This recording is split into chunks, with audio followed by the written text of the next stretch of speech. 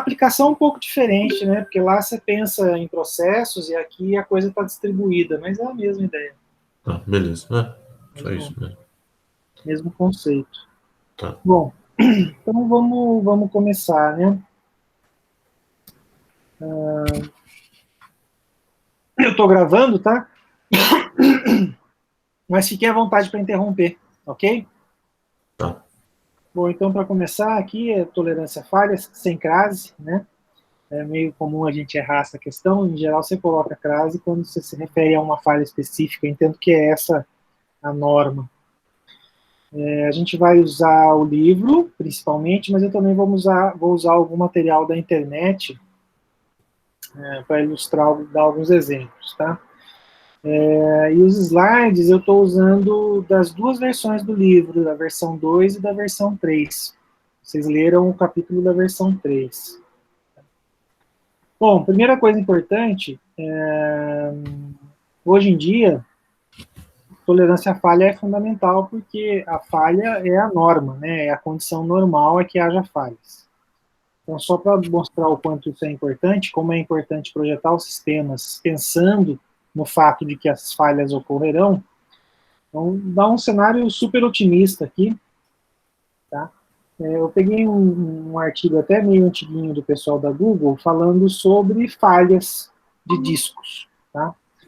Então, esse gráfico aqui, basicamente, ele fala qual que é a porcentagem de falha dos discos ao longo dos anos, e assim, não é menos do que 2%, né? Então, vou pegar o seguinte cenário, né? Imagina que eu tenha um data center com 50 mil unidades de armazenamento, 50 mil discos. Se eu tiver 2% de falhas, que é uma coisa muito otimista aqui, eu vou ter cerca de 3 discos falhando por dia. Muita coisa, né? Então, assim, eu tenho que ter o planejamento de falhas, tá? Mas isso, eu acho que isso já está bem claro, né? Para vocês, o fato de que num sistema de larga escala, eu tenho que estar preparado para as falhas. Bom, e como que eu me preparo para as falhas? Basicamente, eu tenho redundância.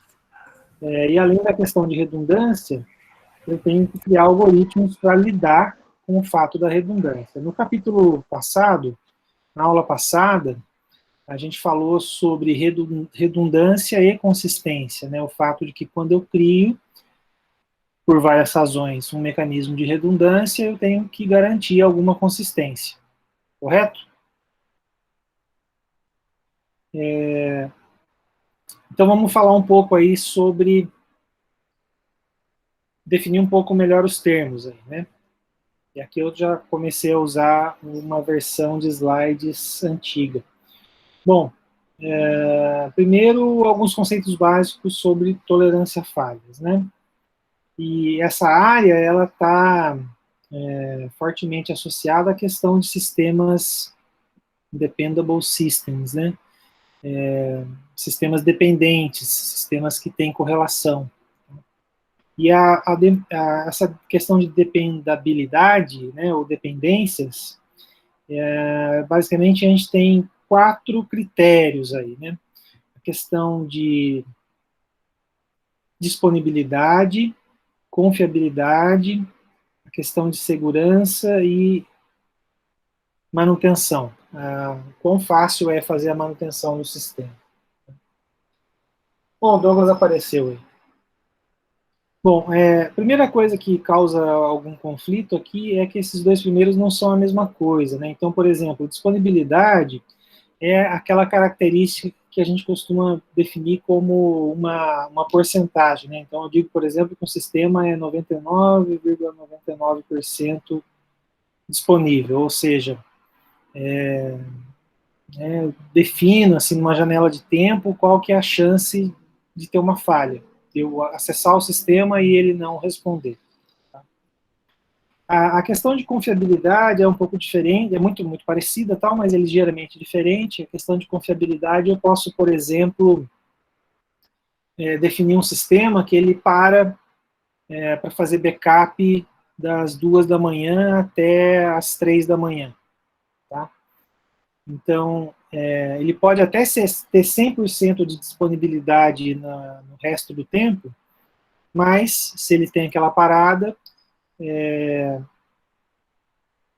aliás, ele pode ser confiável, mas ele pode ter uma falha de disponibilidade, ele pode estar indisponível. Então, ele pode ser 100% confiável, mas ele pode ter uma disponibilidade menor. Né? Terceiro item é meio tranquilo, que é a questão de segurança, mas não é bem a segurança no sentido de invasões e tal. Né? A ideia de safety é diferente da ideia de security, né? E a gente usa mais ou menos a mesma palavra nos dois casos, né? Que em português a gente usa segurança para os dois casos. Então, se a ideia de security está muito associada a não invasão, não perda de privacidade, coisas desse tipo, a questão de safety, ela está associada a um sistema ser seguro no sentido de não ter o risco do sistema passar, quebrar totalmente, por exemplo. Tá?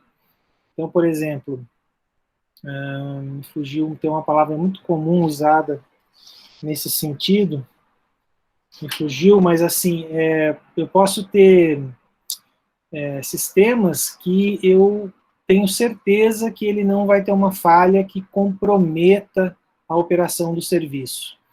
Nesse sentido, eu tenho safety, né?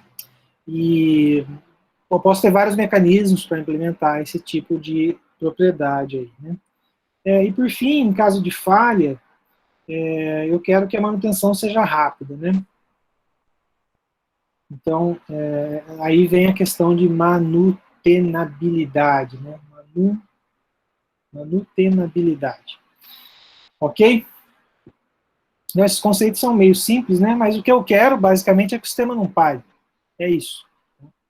Seja por questões de segurança, de security, seja por questões de safety. Bom, enfim.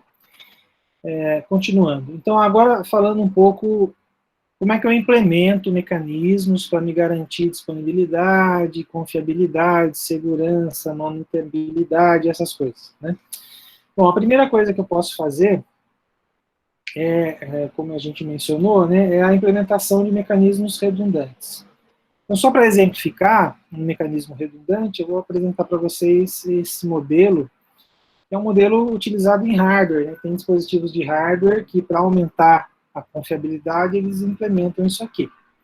Basicamente, o que é esse modelo? Eu tenho 3 operações ou 3 processos, eles executariam de forma linear, né? Primeiro A, depois B, depois C, mas ao invés de ter um esquema assim, linear, com vários pontos únicos de falha, eu implemento um sistema redundante.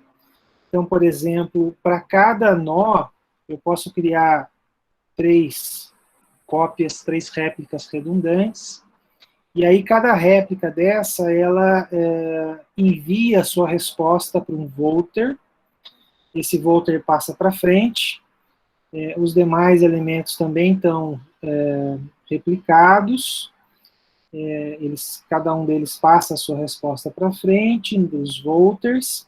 O que os volters fazem, e aí eu acho que você já deve ter pensado nisso, o que os volters, nesse exemplo muito simples, em que eu tenho 3 caminhos em paralelo, o que o volter faz é passar adiante a resposta que ele obtém de maioria. Então vamos supor aqui nesse primeiro caso, aqui nesse primeiro passo, que A1 responde um valor 3, A2 um valor 3, mas A3 responde um valor 2, tá? Então vai chegar 2 aqui, 3 aqui, 3 aqui, o volter vai encaminhar 3 para frente, ok? Nesse modelo, você não tem um ponto único de falha, né? E agora faço a seguinte pergunta: quantas falhas esse modelo tolera? E aí, pessoal? uma falha vocês acham que o modelo tolera? Estou esperando a resposta aqui. Eu acho que duas. Duas falhas. A partir da terceira já não chega nada no Volcker, né? Então, aí depende também. Porque, por exemplo, se eu tiver... vamos supor que falhe esse Volcker, tá? Eu continuo tendo resposta aqui por esses dois outros caminhos paralelos, né? Mas aí vamos supor que falhe o B2 aqui, eu ainda continuo tendo uma resposta válida aqui para o B3, e dependendo do algoritmo que eu implementar, essa resposta ainda pode continuar, né? Mas a resposta correta para essa pergunta é que uma falha eu não tenho problema, duas falhas, dependendo do esquema que eu consigo montar, a coisa ainda continua funcionando. Agora, três, há situações em que para, né? Então, deixa eu dar um exemplo claro de duas falhas que a coisa continua funcionando, né? Vamos supor que eu tenho duas falhas assim, tá? Vocês vão notar que o esquema vai continuar funcionando, né? Agora, deixa eu dar um exemplo de três falhas em que, com certeza, a coisa para, né? Vamos supor que eu tenha três falhas assim. Aí não tem muito o que fazer, né? Mas mesmo assim eu ainda posso ter modelos com três falhas em que a coisa funciona, né? Vamos supor que eu tenho três falhas nesse esquema aqui, né? O meu sistema vai continuar funcionando, né? Eu vou continuar tendo respostas aqui no final, né? Bom, então tá. Então esse aqui é só para exemplificar, só para a gente começar a conversar sobre o que é agregar redundância nos mecanismos. Esse aqui é um mecanismo de hardware, na verdade, é mais para ilustrar como a coisa é feita. Em software, na verdade, é um pouco diferente. Mas o fato é que quando a gente coloca mecanismos de redundância, fica mais complexo gerenciar, né? Bom, os mecanismos de redundância que a gente vai implementar, eles são planejados para contornar falhas, para conviver com falhas e ser transparente a falhas. Então, é legal a gente pensar um pouco sobre o que são falhas, né? Aí esse slide, ele reproduz uma tabela do livro que enumera alguns tipos de falhas. Não é uma enumeração completa, pode ter mais falhas do que essas, mas vamos ver algumas, né? Então, começando pelo crash, né? Então, no crash, um servidor para, mas até o momento da parada ele estava funcionando bem. Ou falhas de omissão, né? O servidor falha em responder uma mensagem de request, não percebe uma mensagem que chegou, ou falha no envio, tá? Falhas baseadas no tempo, né?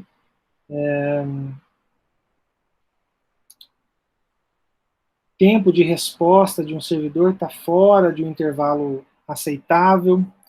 Bom, e por aí vai, tá? Mas nessa tabela aqui tem a rainha das falhas, que é uma falha arbitrária, né? Aquela falha em que eu não sei dizer muita coisa sobre ela, nem quando ela acontece. Tudo bem? Então, é aquela falha mais indesejável de todas, né? Tudo bem? Mesmo no seu programa não distribuído, pode acontecer falhas arbitrárias, né? Era muito comum lá na sua disciplina de lógica de programação. Por exemplo, se você estivesse gerenciando mal uma string em linguagem C, você podia ter falhas aparentemente arbitrárias, né? Que ela podia acontecer sem uma razão muito clara para aquilo lá. Dúvidas sobre o que é uma falha arbitrária? É uma falha que eu não sei dizer nem quando, nem porquê, nem onde ela acontece. E aí é o seguinte, né? É claro que para cada mecanismo de tolerância a falhas, eu posso ter diferentes soluções, e para falha arbitrária é um pouco mais difícil. Então tem uma certa hierarquia entre as falhas.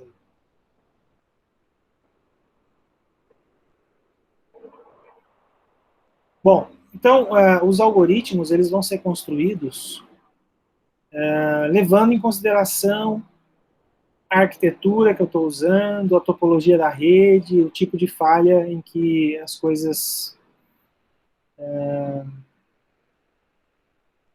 tipo de falha que eu quero contornar, né? E eu queria chamar a atenção, esse slide é genérico, né? Eu queria chamar a atenção que quando a gente desenvolve um algoritmo para tolerância a falhas, quando a gente desenvolve um algoritmo para resolver problemas no ambiente distribuído, nós temos que pensar nesses pressupostos.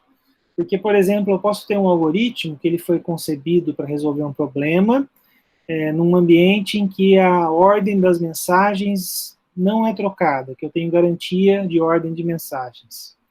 Tá? Esse mesmo algoritmo, que funciona bem nesse ambiente, pode não funcionar quando a ordem das mensagens não é garantida. Tudo bem? Então, só para destacar essa questão sobre os pressupostos, né? Quais são as assumptions que eu utilizei para desenvolver meu algoritmo. Ok?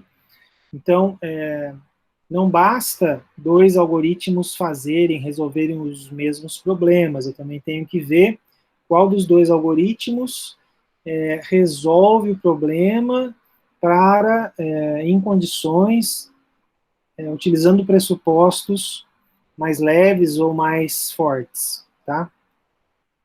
Bom, tá claro o que é essa ideia de pressupostos, pessoal?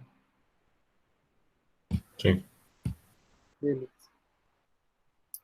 Tá, e agora temos um problema importante que vamos gastar um tempinho falando dele, tá?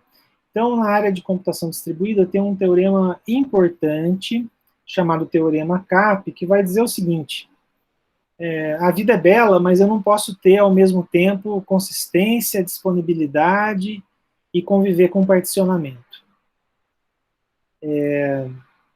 Então, só vamos dar um passo atrás aqui, antes de começar a comentar os elementos do Teorema CAP.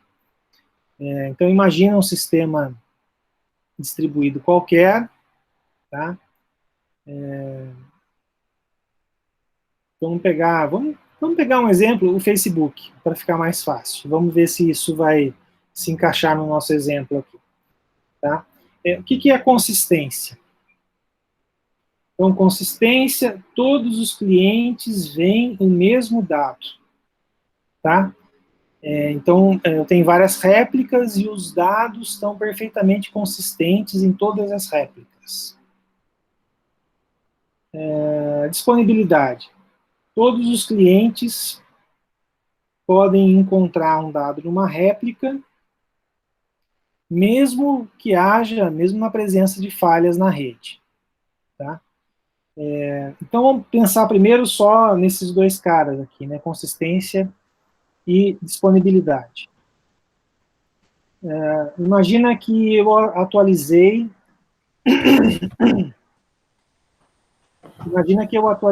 o meu perfil do Facebook. Tá? Esse perfil está armazenado em várias réplicas, como a gente sabe. Tá?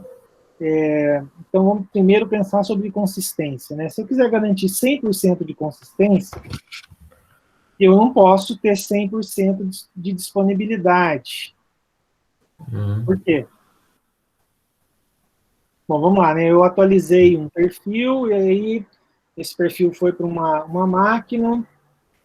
Enquanto isso está acontecendo, eu não posso permitir que o outro usuário acesse esse dado em outra máquina, porque senão eu não vou ter consistência. Então, por causa do relaxamento, né? Relaxamento. Eu posso relaxar, né? Mas daí eu não estou tendo ao mesmo tempo consistência e disponibilidade. Availability, tá? Agora vamos pensar um pouco sobre particionamento. Tá? Particionamento é o seguinte: eu quero que a rede ela continue a funcionar mesmo na presença de uma falha grave. Não estou falando de queimou um disco, não é isso que eu estou falando.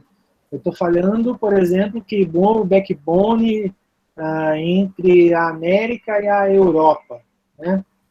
Claro que isso aí tem redundância, né? Mas eu só estou dando um exemplo extremo. Ou, por exemplo, a gente está sem link entre o prédio da Unifesp e o prédio da Unifesp no Parque e o prédio da Unifesp na Talim. Tá? Então, se eu quero que o meu sistema funcione, mesmo particionado, tá? Eu não tenho como garantir, por exemplo, consistência total. Tá? Então, vamos supor que eu tenho um sistema saindo do exemplo do Facebook, que é um sistema um pouco menor para ficar mais fácil de enxergar. Imagina que eu tenho réplicas entre Talim e Pequetec, e caiu esse link entre os dois sistemas. Eu quero que o sistema continue a funcionar. É claro que eu não tenho consistência total entre os dois sistemas. Uma hora, eles vão voltar a funcionar.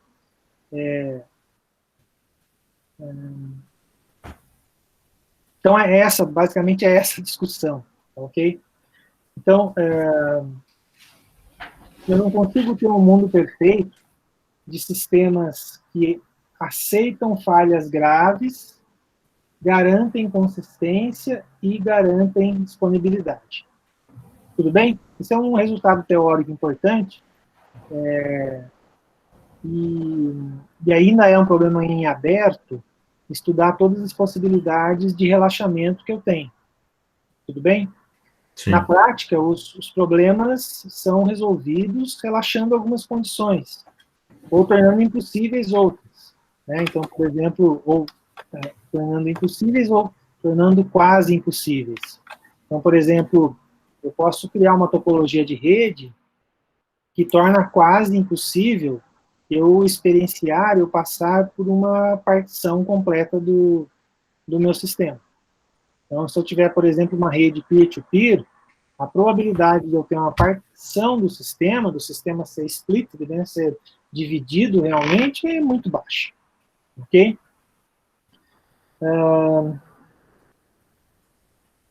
Só que, como a gente falou, né, dá para ficar dias rodando nesse diagrama aqui, tá? Só que, como a gente falou nas outras aulas, se eu estou usando uma rede peer-to-peer, é mais difícil garantir uma consistência atualizada dos dados. Né? Bom, então, a ideia aí do teorema CAP está ok? Tá Sim. Voltei, tinha caído. Joia. Então vamos pensar um pouco em alguns sistemas reais, né? Falar sobre redundância num sistema web comum, normal. Tá? Um sistema web qualquer, aquele sistema web que você está trabalhando lá no seu trabalho, né? Ele tem o browser como cliente e tal, e você tem pelo menos um web server, né? Quando eu penso em um sistema distribuído tolerante a falhas, eu tenho que eliminar todos os pontos únicos de falha, correto? Isso significa que eu tenho que ter redundância em todos os elementos aí. Então, por exemplo, eu posso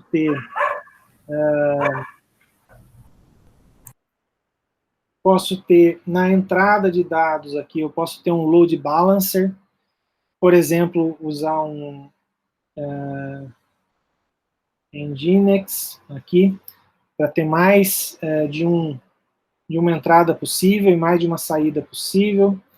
Eu posso ter mais de um web server, mais de um banco de dados e mais de um sistema de arquivos. Tá? Na prática, é sempre isso que se faz num ambiente real de data center. Tá? Então, eu tenho, no ambiente real de data center, em geral, eu tenho vários armários de sistemas, né? Pensando aqui nos armário mesmo, né? Nos racks. Cada rack, várias máquinas. Tá? Parte dessas máquinas, elas têm file systems. Eu tenho uma camada de file systems totalmente distribuída e conectada, né, que tenta garantir réplicas o mais rápido possível. Falar nisso, tem uma coisa que eu quero falar com vocês uma hora dessa, quero arrumar um tempo, e é o IP File System, né, que é um sistema de arquivos peer-to-peer. Eu diria que é um negócio muito interessante, vai vingar no futuro, vale a pena dar uma estudada sobre como ele funciona. Depois a gente conversa sobre isso uma hora dessa. Mas voltando ao assunto aqui, né? Então eu posso ter um sistema de arquivos distribuído nesses armários de data center, eu posso ter bancos de dados organizados para trabalhar de forma distribuída, ou seja, mais de um banco de dados respondendo, né? Também distribuído entre os armários, vários web servers, né? Então, normalmente o que eu faço é distribuir isso fisicamente, inclusive, né? Então, eu ponho os file systems em diferentes armários, eu ponho os bancos de dados em diferentes armários, ponho os web servers em diferentes armários, e inclusive esses armários devem ter mais de uma saída de rede, mais de um elemento de rede, né, como switch ou switch, né, em geral, e por aí vai. Tá? Então eu tenho que criar toda uma estrutura redundante, sempre, inclusive alimentação de energia, tá? Em geral, quando eu compro esses racks aqui, a gente podia até fazer uma pesquisa interessante aí para ver empresas que estão fornecendo rack para as principais empresas de data center, como Amazon, Google, inclusive, se você pega um elementozinho desse aqui, né, um computador que está aqui dentro, ele tem duas fontes. Você pode alimentar por duas linhas de alimentação diferentes. Beleza. Pensando um pouco mais na questão, saindo ali da questão dos hacks, né, e pensando um pouco na questão da rede, então eu posso criar uma malha de conexão que seja redundante nos diversos níveis de rede. Então, o que eu estou querendo representar nesse slide aqui é a ideia de todo o nível de rede ter mais de uma conexão. Então, a ideia de sempre ter links redundantes entre níveis. Bom, e outra coisa que entra em questão aqui é a definição de rede por software, né? Software Defined Network, onde eu posso reconfigurar essas conexões de forma dinâmica. Por exemplo, vamos supor que essa configuração aqui é prioritária para eu atender uma aplicação que está sob demanda forte agora, tá? Mas, à noite, eu prefiro ter uma outra configuração, porque já não preciso mais desses dois links, tá? Então, eu posso ter uma configuração dinâmica, conforme a minha demanda de sistemas, inclusive para infraestrutura, ok? Nas rotas em que eu implemento no meu sistema distribuído. Beleza. Então a gente já falou um pouco sobre o que é falha, falou um pouco sobre o que é redundância, como na prática isso é feito, né? Por que eu duplico e tal, como que eu elimino pontos únicos de falha. Agora vamos falar um pouco sobre algoritmos. Ok?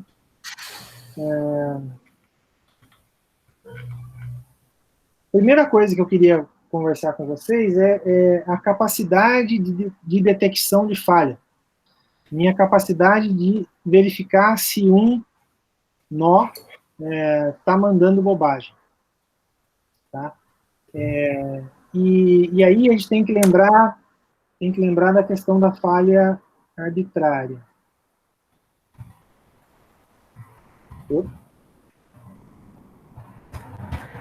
Então, o que é uma falha arbitrária? Que eu não posso inferir nada sobre essa falha, né? Então, aqui eu tenho um exemplo, um sistema distribuído, com 4 nós, e eu tenho um nó malandro aqui. Tá? Esse terceiro nó, ele pode ter falhas arbitrárias, e ele pode me mandar qualquer coisa como resposta. Como é que eu posso detectar essa condição? Então, vamos lá. O primeiro é um algoritmo muito simples, em que cada nó manda, por exemplo, nó 1, manda os seus dados para os demais elementos da rede. Tá? E todos os nós fazem isso. Então, essa lista aqui, esse GOT, né, são os resultados que cada nó obtém. Então, o nó 1, ele obtém, ele sabe quem é ele mesmo, né? Então, não tem dúvida aqui nesse elemento. Ele recebe 2 do nó 2, recebe um valor esquisito aqui, mas ele a priori ainda não sabe que é esquisito, x do nó 3, e recebe de 4 o valor 4. Tudo bem? Então, vou continuar para o próximo nó. O nó 2, ele recebe 1 do nó 1, ele sabe que ele é ele mesmo, ele recebe um valor esquisito do nó 3 e recebe 4 do 4. O nó 3 recebe, esse aqui é um nó malicioso, né? Ele recebe os valores corretos. E o nó 4, só para completar, recebe 1 do nó 1, 2 do nó 2, um valor estranho do nó 3, e ele sabe que ele é ele mesmo. Então, imagino que agora fica claro o que são esses valores aqui, correto? Todo mundo entendeu o que são esses valores? São, basicamente, as entradas que eu consigo obter da rede. E aí a pergunta que eu te faço é o seguinte: como é que eu detecto se tem algum nó malicioso ou que está em falha? A gente fala nó malicioso no sentido que pode ser um ataque, mas pode ser simplesmente uma falha, né? Pode ser um mau funcionamento. Aí é o seguinte, o próximo passo é passar cada uma dessas respostas para os demais nós. Então, o nó 1, ele vai receber a resposta do nó 2, a resposta do nó 3, que vai mandar qualquer coisa, e a resposta do nó 4. Se você olhar para esses dados aqui, quem me diz aí um padrão para eu definir qual é o nó que está suspeito? Acho que é o nó 3, porque ele tá mandando letra, né? E o 1 e o 4, eles estão mandando 1, 2, aí não importa, e 4, né? Tem um Então, padrão ali. eu consegui, assim, por exemplo, por maioria, né? Ó, maioria que esses caras estão batendo, né? E eu não tenho consistência nas respostas obtidas ou advindas do nó 3, né? Então eu consigo inferir que o nó 3 está complicado. Ok? Agora vamos olhar para o... Essa é a visão do nó 2. Vocês percebem que eu também consigo identificar que o nó 3 tem problemas. Né? Uhum. Tudo bem? Basicamente, se eu comparo, faço um para aqui por maioria, eu verifico que aqui está errado.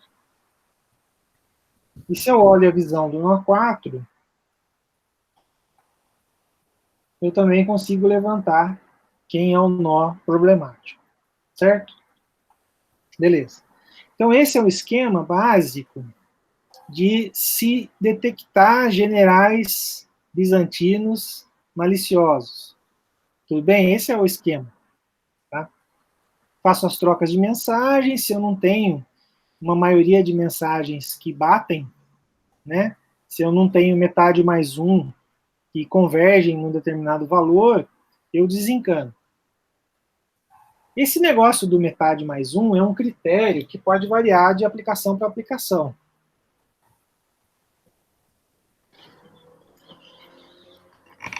Tá? Mas desse modelo tem um resultado importante, que é tentar inferir quantos bizantinos, né, quantos nós suspeitos eu consigo tolerar na minha aplicação. E esse é um resultado lá dos anos 80, né, talvez dos anos 70, e basicamente é o seguinte,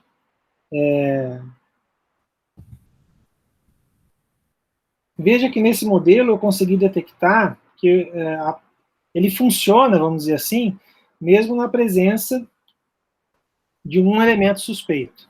Né? Você consegue imaginar que eu preciso, assim, só estimular a intuição aí, que eu preciso de pelo menos metade mais um dos elementos da rede para assumir um consenso, né? Para assumir que tem... Sabe, a gente tem essa coisa da maioria, né? Intuitivamente a gente aceita que quando eu tenho uma maioria tá ok, certo? Sim. Essa coisa, esse conceito de maioria, ele bate com a expressão 2K mais 1, onde K é o número de nós suspeitos. Então, por exemplo, né, pegar essa expressão aqui, pegar um pouquinho mais de espaço aqui, né, para K igual a 1, ou seja, com um nó suspeito, eu preciso que o meu sistema tenha pelo menos 3 nós para conseguir pensar em obter algum esquema de consenso aí, né? Sim. Para K igual a 10, por exemplo, eu vou precisar, então, de um sistema com pelo menos 21 nós, certo? Beleza. Isso é uma ideia...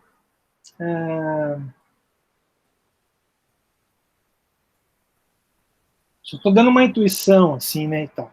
Mas é possível construir algoritmos que, com a metade, assim, né, metade mais um, eu consigo trabalhar e gerar algum resultado confiável. Tá? Mas isso depende de alguns pressupostos, né? Em geral, isso não funciona para falhas arbitrárias, tá? Agora, vamos ver aqui, então, esse mesmo modelo de falhas arbitrárias, quando eu teria esse esquema de 2K mais 1, né? Então, agora, eu tenho só 3 nós. A gente viu que, no slide anterior, que com 4 nós eu tolero uma falha, né? Nesse modelo aqui, fazendo aqueles mesmos passos que a gente fez antes, tá? Então, eu pego os resultados obtidos por 1, 2 e 3, repasso essas mensagens. O que o 1 obtém não é informação suficiente para dizer que um dos nós está falhando.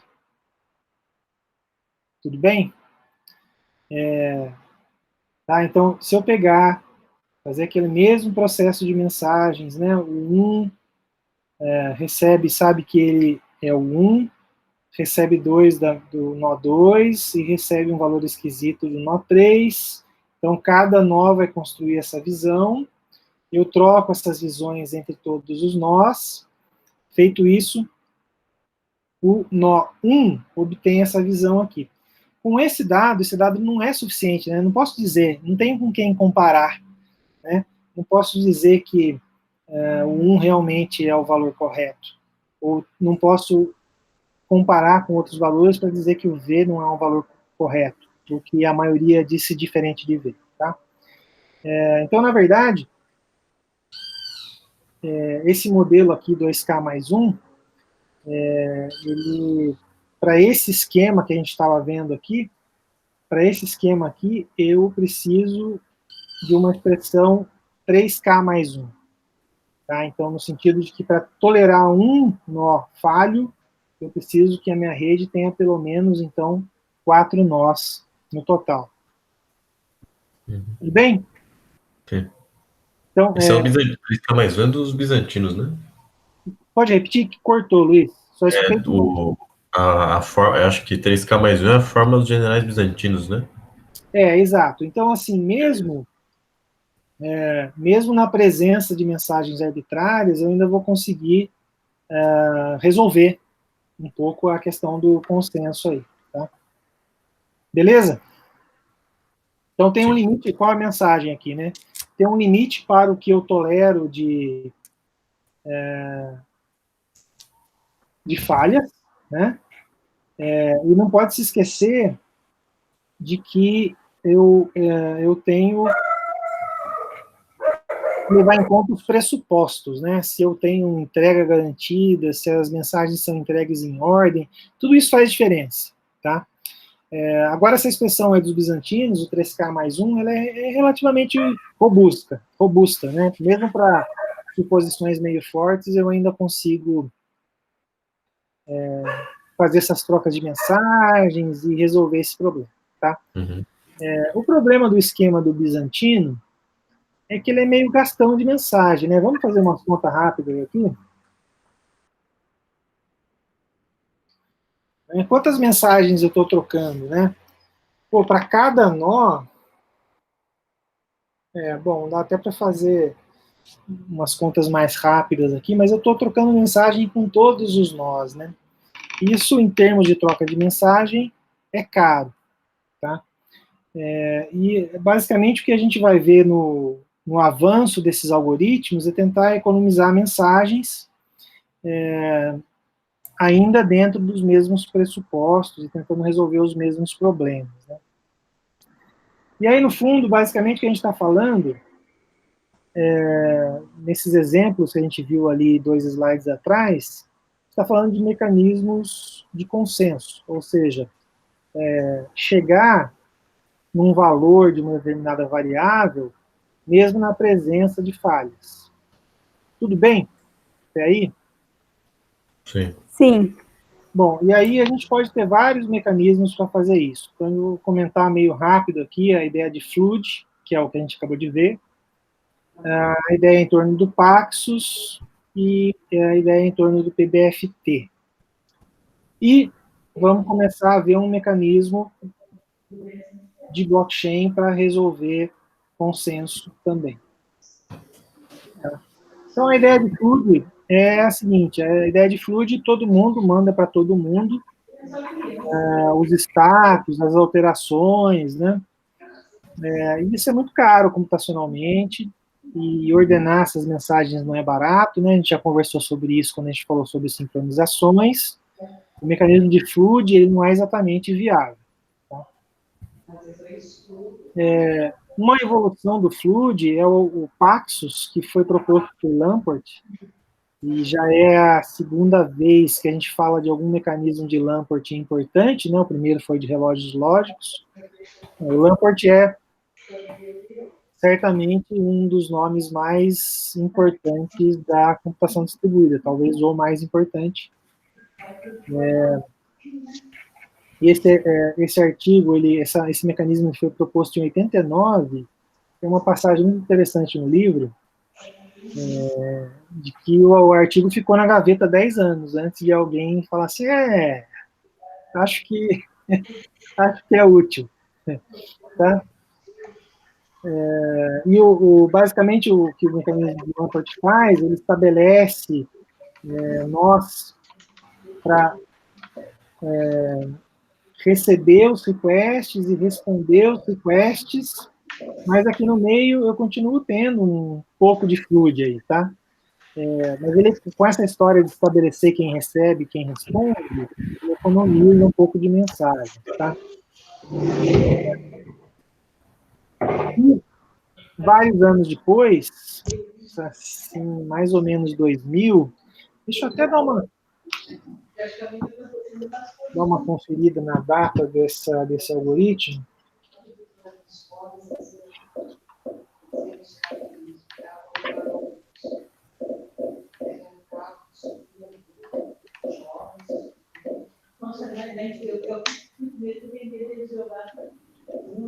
Tá.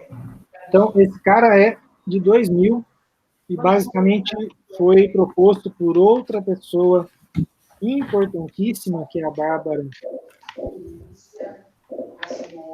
Liskov, uma pessoa importantíssima para a área de distribuir, né? Então, ela basicamente propõe um esquema de mensagens, deixa muito claro quais são as assumptions para isso funcionar, e modela quanto custa em termos de troca de mensagens esse mecanismo.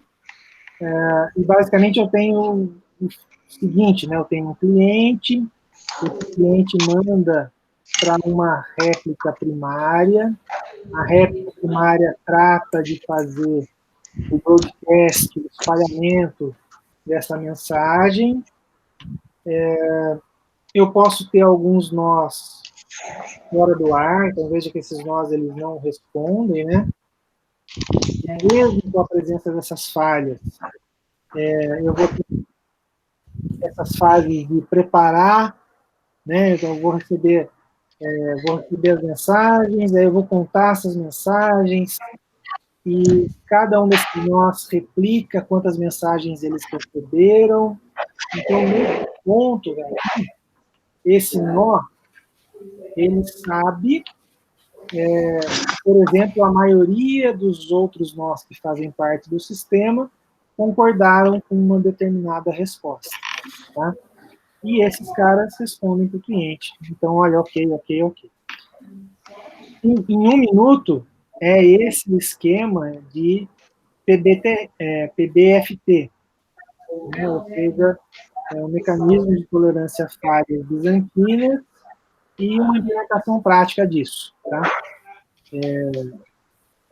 Então, basicamente, o arquivo da Liskov, ele basicamente testou claramente, provou que funciona, deu limites superiores e inferiores para os números das mensagens, tratou a questão de quantos nós falhos eu posso tolerar, e por aí vai. Tá? Um mecanismo que a gente chama aí de PBFT, ele é certamente um mecanismo de consenso muito importante e um dos mais, na prática, utilizados. Tá? Bom, mais uma pergunta rápida. Qual vocês acham que é o gargalo desse tipo de mecanismo de consenso?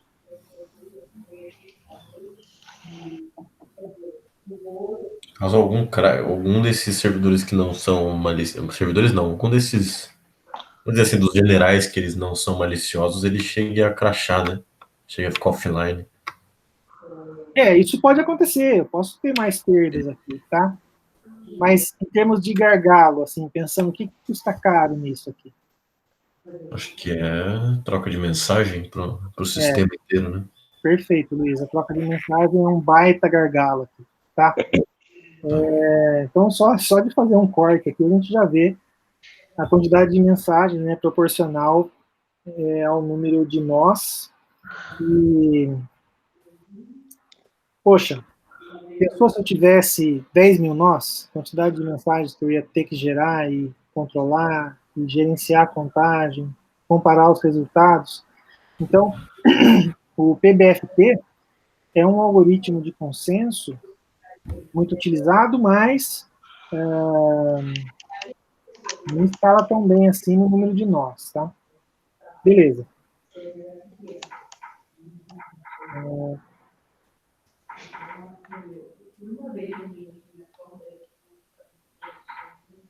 Agora, só para não perder o histórico, né, eu queria comentar um pouco sobre o fato de que eu sempre posso perder uma mensagem, né?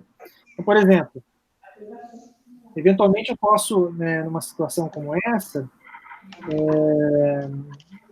não perder um nó inteiro, mas, sei lá, eu perco uma mensagem aqui. Eu vou perder uma mensagem, tá? E eu posso querer lidar com essas falhas pontuais, né? Então, o próximo slide, eu queria comentar com vocês um esquema do que é uma transação, né?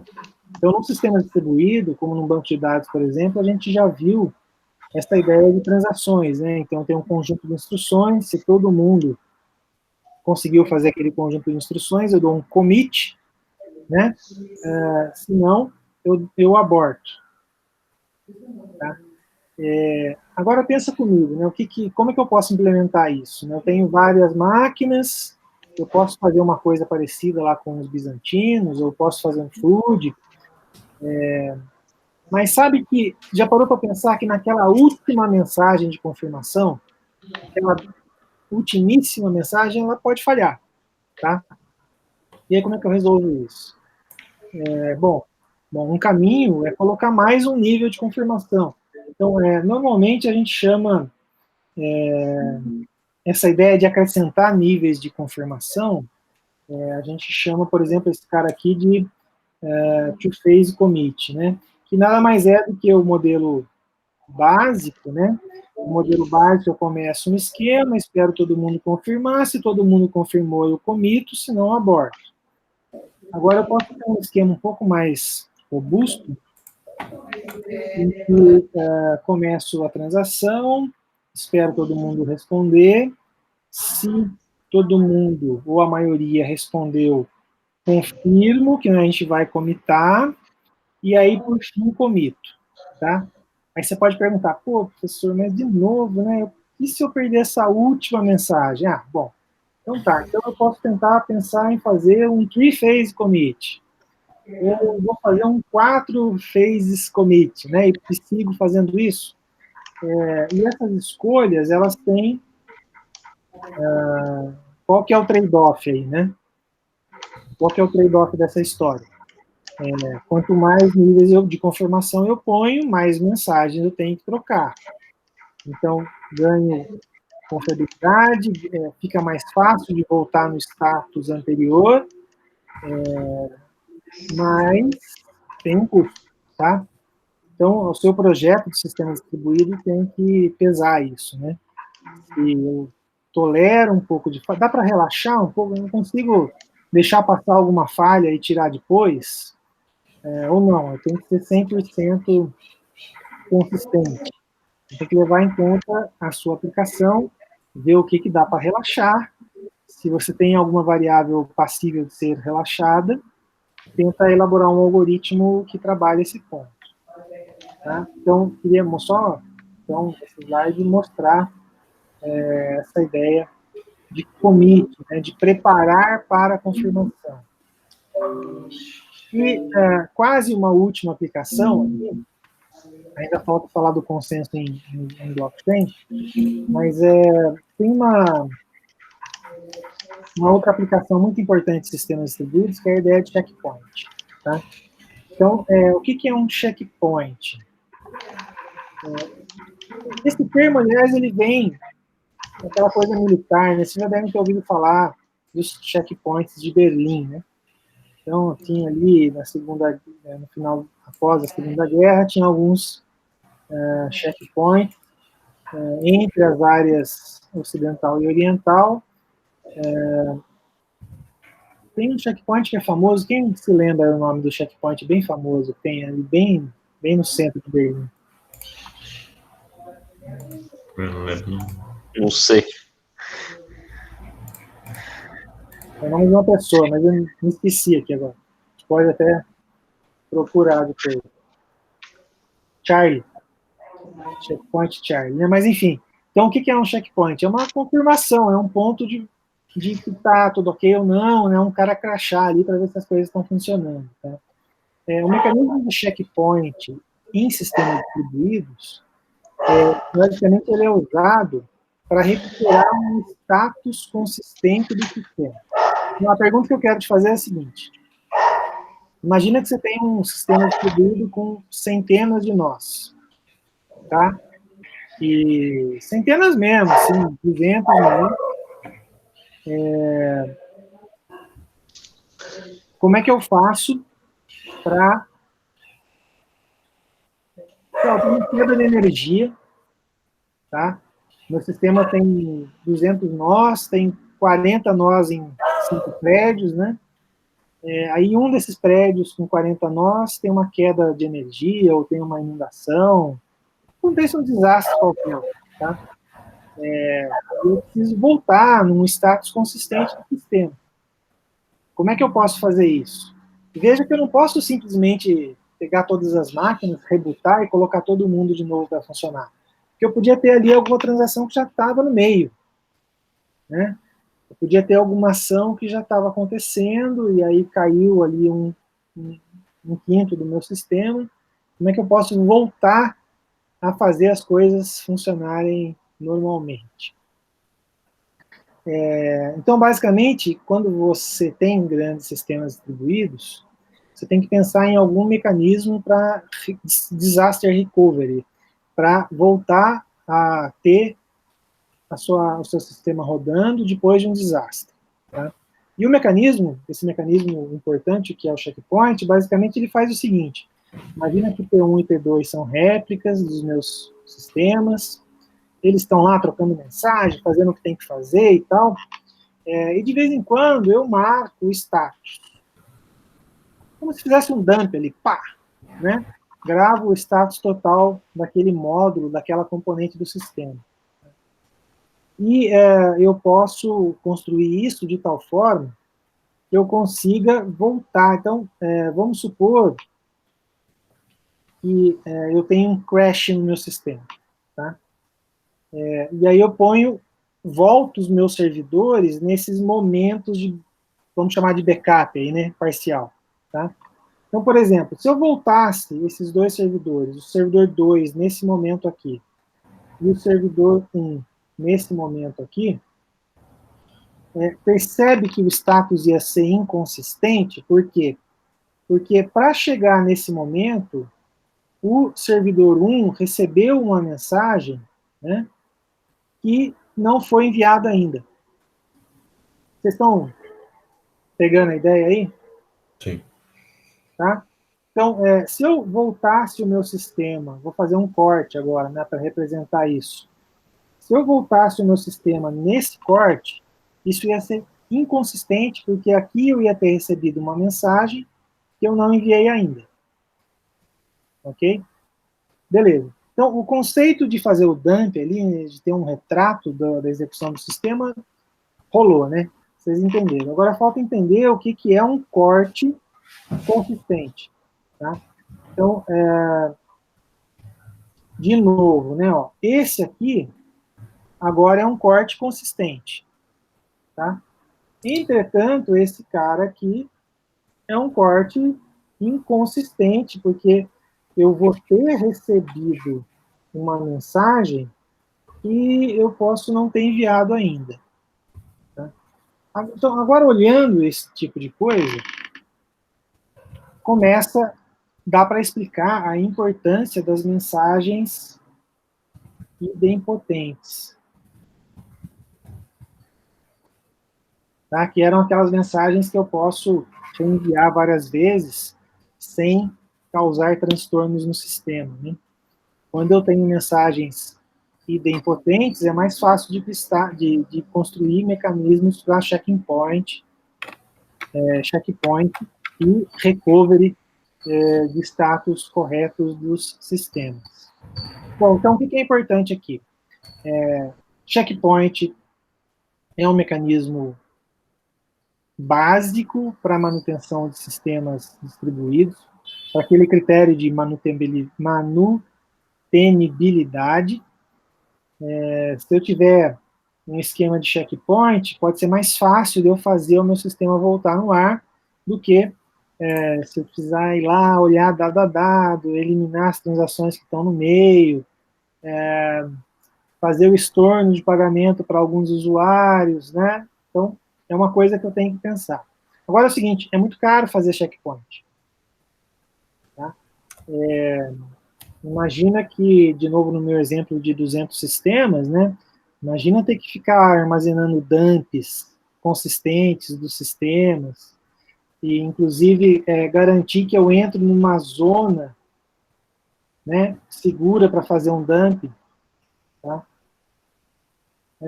Então não é muito... Checkpoint é um problema bastante aberto ainda em computação, não trivial de resolver, computacionalmente caro, tá?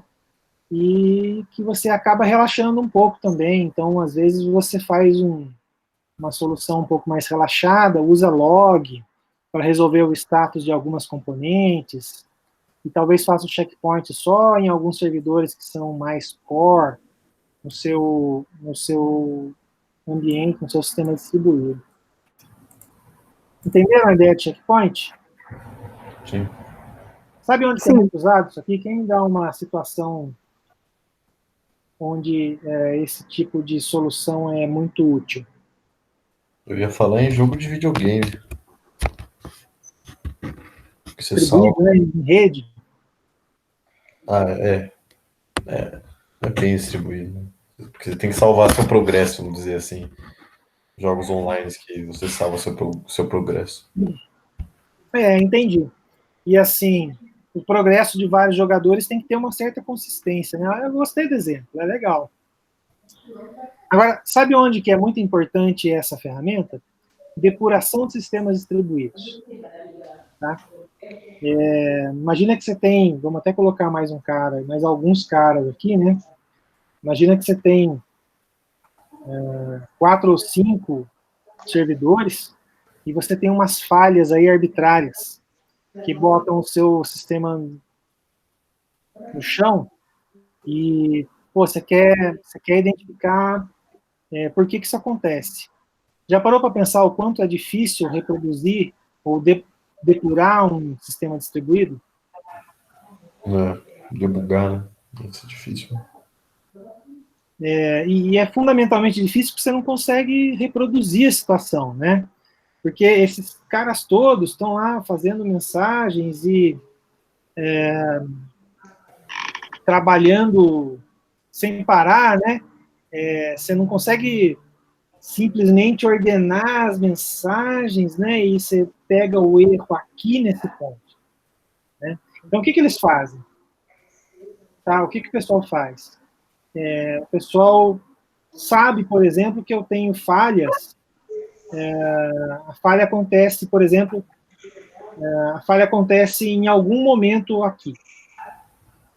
Tá? E aí, o que eu faço? Congelo o sistema aqui, deixa eu pegar esses pontinhos.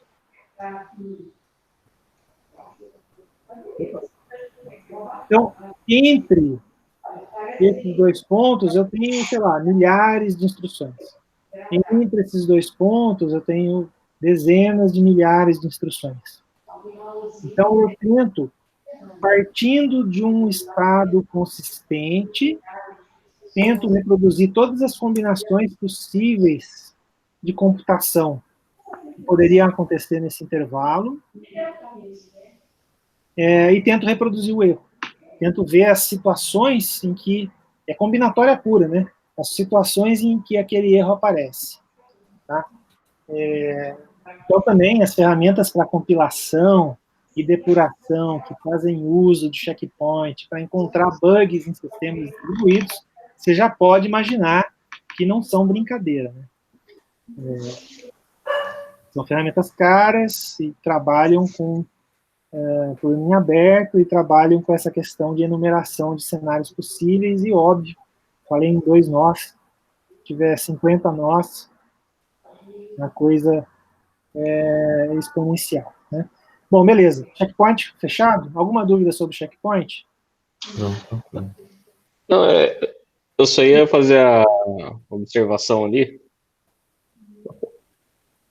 que parece que quando você tem 2 nós, você não pode cruzar a linha, né? Se você é um jeito de ver. Agora, Douglas, claro que visualmente assim é muito simples, né? Mas a gente está falando de 50 mensagens por segundo. Mas o que você faz? Assim, você tem alguns mecanismos para ajudar a fazer isso. Né? Um dos mecanismos é o vetor de relógios lógicos de Lamport, que a gente viu umas 4 aulas atrás, em que você consegue construir uma ordenação das mensagens. Né? Então, você não consegue ordenar todas as instruções, mas alguns blocos você sabe o que veio antes. Né? Então, isso ajuda a construir essa visão. Mas, tem razão, visualmente, se você corta a mensagem errado, né? Se você deixa o envio para a direita e a recepção para a esquerda, você tem um caso inconsistente. Né? Sim. A gente passou por isso também em PCD, né? Caiu na provinha e tudo, essas tabelas de relógio de Lamport, né? Eu acredito que para mais nós aí, então, no caso, uma análise via tabela seria mais eficiente, né? Igual analisa as tabelas, né, de relógios vetoriais para saber se um processo era concorrente ou não com outro, né? Isso, beleza. E basicamente é o esquema de vetores de relógios, né? Então você usa o esquema de vetores de relógios para saber uma ordem das mensagens. Né? Sim. Beleza. Agora, como a gente falou sobre consenso, falou sobre checkpoint, eu queria comentar com vocês, só para explicar muito rapidamente, um mecanismo de consenso que é barato em número de mensagens, mas é caro em computação. Vou fazer isso em 10 minutos, porque a gente vai tratar desse ponto de novo numa outra aula. Tá? Então, um exemplo de mecanismo de consenso que faz isso é o exemplo do Proof of Work, que é um mecanismo de consenso da rede, de uma rede blockchain, que é a rede Bitcoin. Tá? O legal, cabe só comentar que numa rede Bitcoin, todos os nós são réplicas completas, tá? E, por exemplo, já disse, né, que a gente vai voltar a falar nisso aqui com mais cuidado, mas assim, rapidamente, né, o que é armazenado, né, em todos os nós? Basicamente, eu armazeno uma sequência de blocos encadeados, onde eu parto do bloco 0, que a gente chama de bloco Gênesis, e todo novo bloco ele vai ser linkado com o último bloco a partir de um hash, né? Então, basicamente, o cabeçalho do bloco 1, ele pega o dado do bloco anterior, faz um hash dele, né? Ou seja, extrai aquela assinatura e grava no cabeçalho atual. E eu faço isso sempre, né? Sempre que eu tenho um novo bloco, quando eu vou acrescentar um bloco no final da linha aqui, e todo novo bloco tem um hash do bloco anterior. Tá? Então, assim, numa rede Bitcoin, o dado é isso aí. Tá? Aqui dentro eu tenho as transações, as movimentações de recurso financeiro, de moeda digital. Né? O dado em si é a transação financeira. E eu tenho esse encadeamento de estruturas de dados. Tá?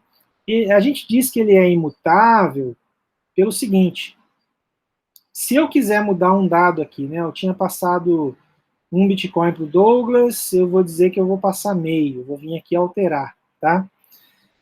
Para eu alterar esse dado, eu teria que alterar o hash que está nesse cabeçalho, tá? E para alterar esse hash que está nesse cabeçalho, eu também teria que alterar toda a cadeia e assim por diante até no final. Então, alterar um dado aqui no meio não é viável, porque eu teria que alterar toda a cadeia. Tá?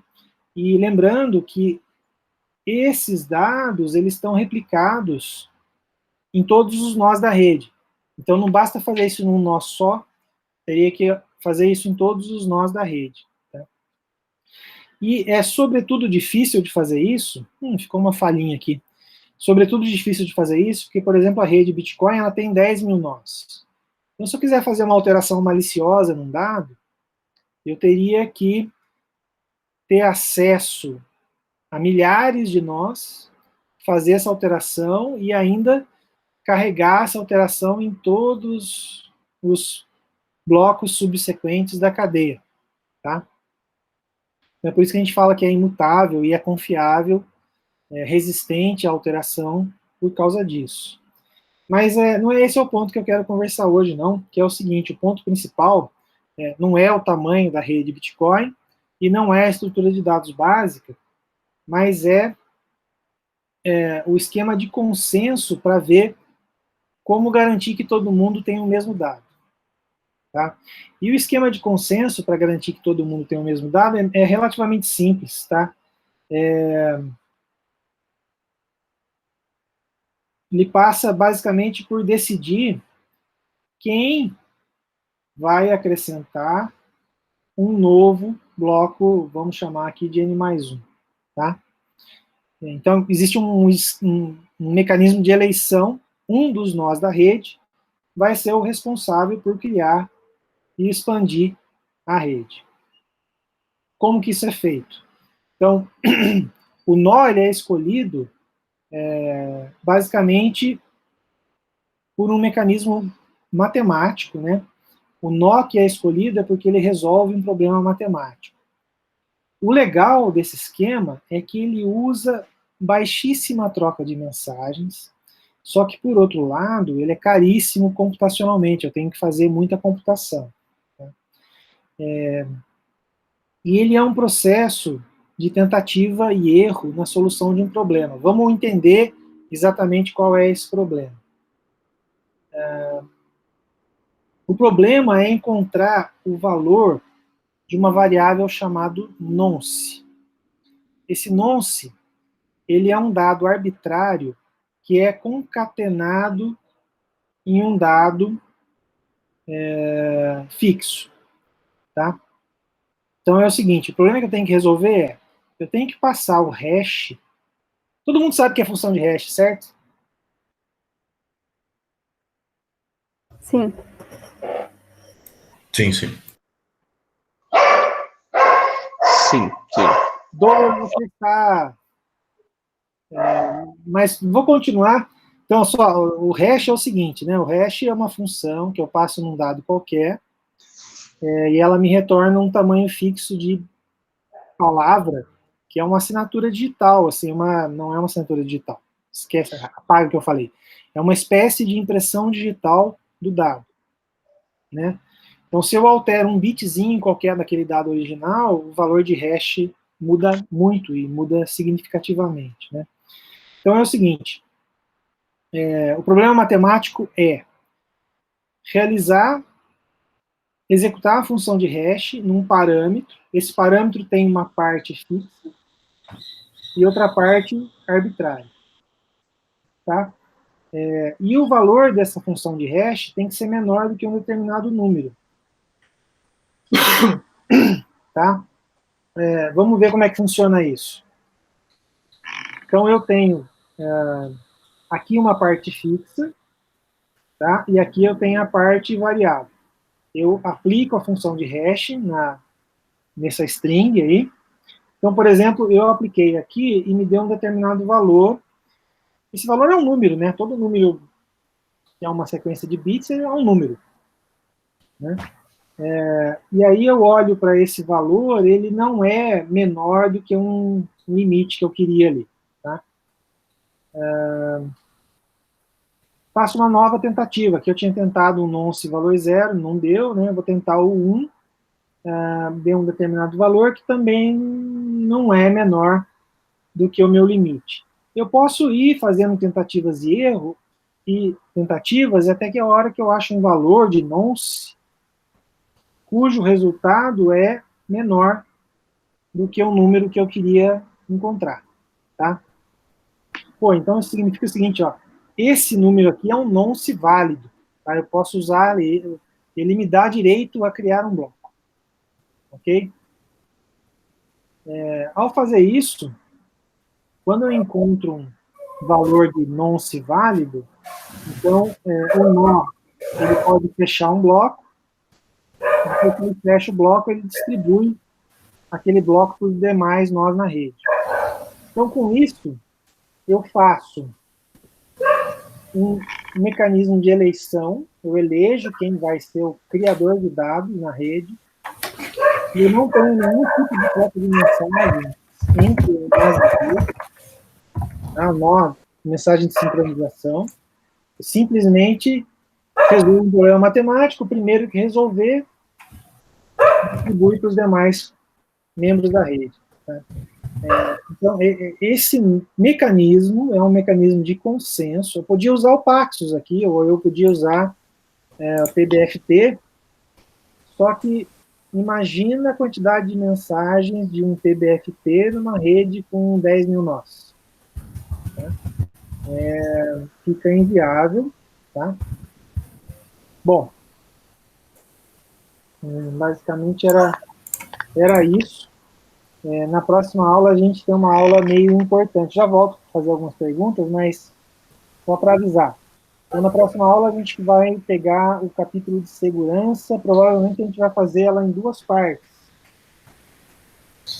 E é definitivamente o capítulo mais complicado do curso. Peço para que leiam cuidadosamente o conteúdo. Tá? A parte mais importante para a gente vai ser entender o mecanismo de chaves assimétricas, ou RSA. Então, se concentre em entender isso na leitura do capítulo sobre segurança. E vou pedir também para vocês começarem a ver o material de blockchain, se vocês já não viram, né? Então, tem esses 2 vídeos no YouTube que contam um pouco com mais cuidado isso que eu acabei de descrever, o mecanismo de prova de trabalho. Recapitulando, tá? Então a gente falou sobre tolerância a falhas. Então, tolerância a falhas tem que ter mecanismos de tolerância a falhas. A tolerância a falha é a condição básica. A gente falou sobre os tipos de falhas, falamos sobre alguns mecanismos para detectar falhas, como Paxos, generais e tal. Falamos também sobre checkpointing e falamos sobre o mecanismo de prova de trabalho, que é utilizado na moeda Bitcoin, que é um exemplo de blockchain. Dúvidas? Acho que não. Acho que a próxima aula vai ser aquele vídeo da Univesp lá que a gente vai assistir, que você colocou no grupo. Não. Eu vou dar uma selecionada ali, mas a ideia é que vocês deem uma lida no capítulo, Luiz.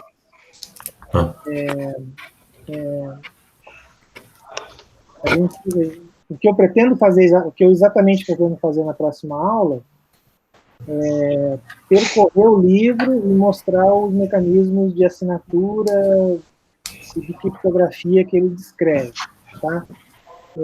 Aquele material de segurança, ele não está muito aderente no livro, sabe, por exemplo, o o curso de sistemas seguros do Jó estava usando o mesmo livro, né? Então estava bom, dava para usar, mas agora não vai dar para usar muito, não. Então aquele material fica meio que de apoio, ok? O ideal é que vocês deem uma lida mesmo no capítulo. Como eu disse, não é um capítulo simples, tem que começar logo aí, deixar para a última hora não enrolar. Ok? Tá bom. Ok. Mais dúvidas? Não. Não. Alguns de vocês já fizeram um curso de segurança? Não. Não, também. Tá, então é bom saber. Mas, basicamente, apesar de não ter... não é que seja complexo, mas a combinação dos mecanismos é muito ampla, assim, né? Então, são poucos mecanismos, mas o que dá para fazer com eles é muita coisa. Tem que entender bem as pecinhas desse Lego, tem que entender bem cada um dos mecanismos que estão lá no capítulo. O principal, o mais importante para a gente, é o mecanismo de chaves criptográficas assimétricas, também chamado de RSA, que é aquele mecanismo que tem chave pública e privada, ok? Ok. Tá, e eu vou, do vídeo da Univesp, eu vou passar para vocês uns links ali, só principalmente sobre hash. O resto a gente vai fazer usando mais o livro. Bom, enfim, capítulo 9 do livro, e dá para consultar os vídeos do curso da Univesp, mas o que eu pretendo usar mesmo do curso da Univesp é só o vídeo sobre hash. Beleza. Pessoal, as próximas 2 ou 3 aulas vão ser mais longas assim. E tem alguma dúvida? Não. Na próxima aula, a gente vai abordar mais sobre blockchain, ou blockchain fica para o... Blockchain vai ser daqui a 3 aulas. Na verdade, as aulas de blockchain que eu ia dar para vocês estão nesses vídeos que eu deixei no último slide. E acho que já está na nossa planilha também. Vou conferir se eles estão no Classroom, se não tiver, eu ponho já. Já tô no Classroom. Tá, né? Perfeito. Então, a sequência é a seguinte, a gente vai fazer uma aula de segurança, segunda aula de segurança, blockchain aula 1, blockchain aula 2. Ah, tá. E aí a gente praticamente termina, vai ficar só uns tópicos aí para a gente resolver. Tá. Só uma curiosidade. Rede Tor, né? Quando o pessoal navega aí na rede Tor, isso é uma rede blockchain ou não tem vínculo? Não é uma rede blockchain, ela é uma rede peer-to-peer, né? E ela é toda organizada com chaves de segurança. Mas a rede Tor não é blockchain, não. Ah, tá. Eu não conheço o suficiente da rede Tor para te falar como ela funciona, mas dá para afirmar que não é blockchain. Tá, beleza. Pessoal, mais dúvidas? Não. Tá. Então,